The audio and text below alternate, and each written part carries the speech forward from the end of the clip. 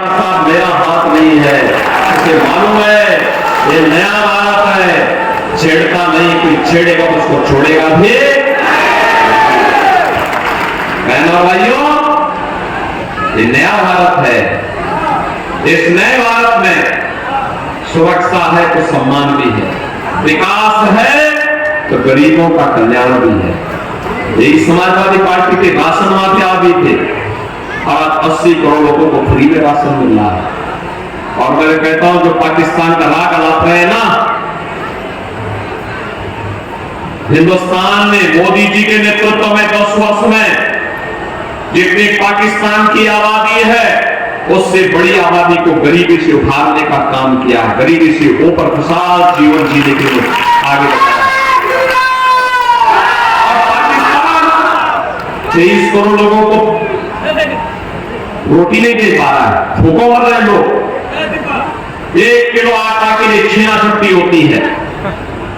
मोदी जी के नेतृत्व में आज गरीबों का कल्याण, 80 करोड़ लोग फ्री में राशन प्राप्त कर रहे हैं। 60 करोड़ लोगों के 5 लाख रुपए का आयुष्मान भारत की सुविधा, वे कहीं भी जाएं देश के अंदर उनको मुफ्त में 5 लाख रुपए की मुफ्त में चिकित्सा सुविधा उपलब्ध है।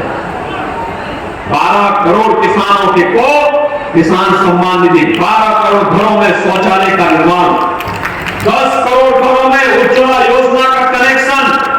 और मोदी जी ने उज्ज्वला योजना के कनेक्शन की शुरुआत बलिया से ही की थी। बहनों और भाइयों, 4 करोड़ घर बन गए हैं। और मोदी जी ने कहा है, मोदी जी ने कहा है, बहनों और भाइयों, मोदी जी ने कहा है कि 70 वर्ष से ऊपर के प्रत्येक बुजुर्ग को 4 जून के बाद जब फिर एक बार मोदी सरकार बनेगी, फ्री में 5 लाख रुपए की स्वास्थ्य बीमा उपलब्ध कराएंगे। जितने गरीब होंगे उन सबके मकान बनेंगे, सबके मकान देंगे। एक तरफ से कार्य करने वाली सरकार और दूसरी तरफ माफियाओं को संरक्षण देने वाली, माफियाओं को संरक्षण देने वाली, आतंकवाद और नक्सलवाद को बढ़ाने वाले, देश के सम्मान को गंवाने वाले, देश के अंदर विकास के कार्यों को ठप करने वाले कांग्रेस और समाजवादी पार्टी के लोग।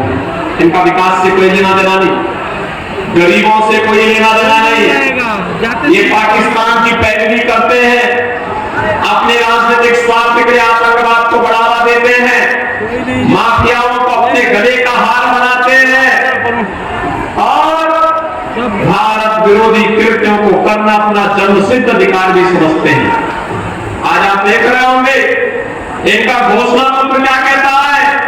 कहता है सत्ता में आएंगे तो अनुसूचित जाति और पिछड़ी जाति के आरक्षण को मुसलमानों को बांटेंगे। क्या बांटने देंगे? क्या भारतीय जनता पार्टी हर जगह काम नहीं करने देगी, कतई नहीं करने देगी, किसी भी स्थिति में नहीं करने देगी। कोई भी माई का लाल बाबा साहब भीमराव अम्बेडकर के संविधान के साथ छेड़छाड़ नहीं कर पाएगा। बाबा साहब भीमराव अम्बेडकर ने कहा था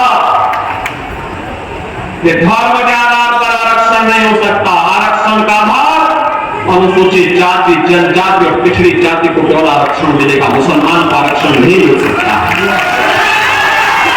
लेकिन एक कांग्रेस और समाजवादी पार्टी के लोग जबरदस्ती बाबा साहब भीमराव अम्बेडकर की भावनाओं की विरुद्धाचरण कर रहे हैं। बहनों और भाइयों, आज हम सब आए हैं आपके पास कहने के लिए, ये कहते हैं कि कांग्रेस सत्ता में आई तो पर्सनल लॉ लागू करेंगे। पर्सनल लॉ का मतलब जानते हैं? पर्सनल लॉ का मतलब बेटी स्कूल नहीं जा पाएगी, महिलाएं बाजार नहीं जा पाएंगी, 3 तलाक की कुप्रथा को फिर से लागू करेंगे और इनके द्वारा कहा जा रहा है तालिबानी शासन लागू करेंगे। अरे हिंदुस्तान बाबा साहब भीमराव अम्बेडकर के बनाए गए संविधान से चलेगा। हिंदुस्तान में कोई शरीयत का कानून और कोई तालिबानी व्यवस्था लागू नहीं होने देंगे, इसके लिए चाहे कोई भी कीमत चुकानी पड़े। बहनों और भाइयों, ये कहते हैं अगर सत्ता में आए तो हिंदुओं पे विरासत टैक्स लगाएंगे। ये विरासत टैक्स का मतलब जानते हैं आप? विरासत टैक्स का मतलब आपके पूर्वजों ने जो संपत्ति अर्जित की है, जो संपत्ति आपको अर्जित की है, आपके पूर्वजों ने, आपके बाप दादों ने, आपकी मां ने, उस संपत्ति का ये लोग क्या करेंगे? सर्वे करवाएंगे और उसमें से आधी संपत्ति पाकिस्तान, बांग्लादेश और रोहिंग्या मुसलमानों को बांट करने का काम करेंगे। आपको पता लगा आपके पिताजी ने, आपके दादा ने, आपके बाबा ने कोई मकान बनाया है, 4 कमरे का मकान है, अगर कांग्रेस और समाजवादी पार्टी आई तो क्या कहेंगे?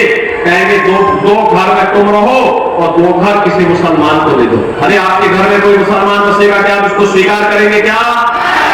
ये औरंगजेब की आत्मा घुस गई इनके अंदर। औरंगजेब मुगलों का सबसे क्रूर बादशाह था। बहनों और भाइयों, कोई मुसलमान भी अपने पुत्र का नाम औरंगजेब नहीं रखता। इसलिए नहीं रखता है क्योंकि औरंगजेब ने पहले अपने भाई की हत्या की, फिर अपने बाप को मारा, अपने बाप को तड़प करके एक बूंद पानी के लिए तरसाया। उसका बाप शाहजहां भी कहता है कि औरंगजेब तो जैसा दुष्ट पुत्र किसी को पैदा न हो, तो उन्हें जीते जी मुझे एक बूंद पानी के लिए तरसाया है। तो से अच्छे तो ये हिंदू हैं जो अपने बड़े बुजुर्गों का सम्मान करते हैं और मरने के बाद भी श्राद्ध और तर्पण करके अपने पितरों को जल देने का। जिन लोगों ने स्वर्गीय कृष्णानंद राय की हत्या में कोई संवेदना व्यक्त नहीं की, बल्कि हत्यारों को संरक्षण दिया, वे लोग आज माफिया के मरने पर मातम मनाने के लिए आते हैं। मैं कहना चाहता हूं, कृष्णानंद राय विधायक थे, भारतीय जनता पार्टी के विधायक थे। श्री श्याम शंकर राय उनके साथ में थे, रमेश राय साथ में थे, रमेश पटेल साथ में थे, मुन्ना यादव साथ में थे, अन्य लोग साथ में थे, सब मारे गए। और किस बर्बरता के साथ मारा गया था? बहनों और भाइयों, तब भी प्रदेश में समाजवादी पार्टी की सरकार थी और केंद्र में कांग्रेस की सरकार थी। ये दोनों जब मिलते हैं कोई न कोई अनर्थ होता है, हमें फिर से अनर्थ नहीं होने देना है और यही अपील करने के लिए, यही अपील करने के लिए मैं आज आया हूं आपके पास। हमें तो गौरव की अनुभूति होनी चाहिए कि आज हम लोग एक ऐसे माहौल में जी रहे हैं जो कल्पना कभी देश के प्रथम स्वातंत्र समर के लिए, महान स्वतंत्रता संग्राम सेनानी मंगल पांडे ने की थी, जो कामनाथ चित्तो पांडे ने की थी। विकास की जो बड़ा पूर्व प्रधानमंत्री सर्दार चंद्रशेखर जी ने थी और मोहम्मदाबाद के समग्र विकास के लिए जो चिंतित रहते थे, ऐसे कृष्णानंद राय के सपनों का मोहम्मदाबाद, गाजीपुर, बलिया, उत्तर प्रदेश और भारत बने। मोदी जी और योगी जी यही प्रयास कर रहे हैं और इसी के लिए आपके पास है।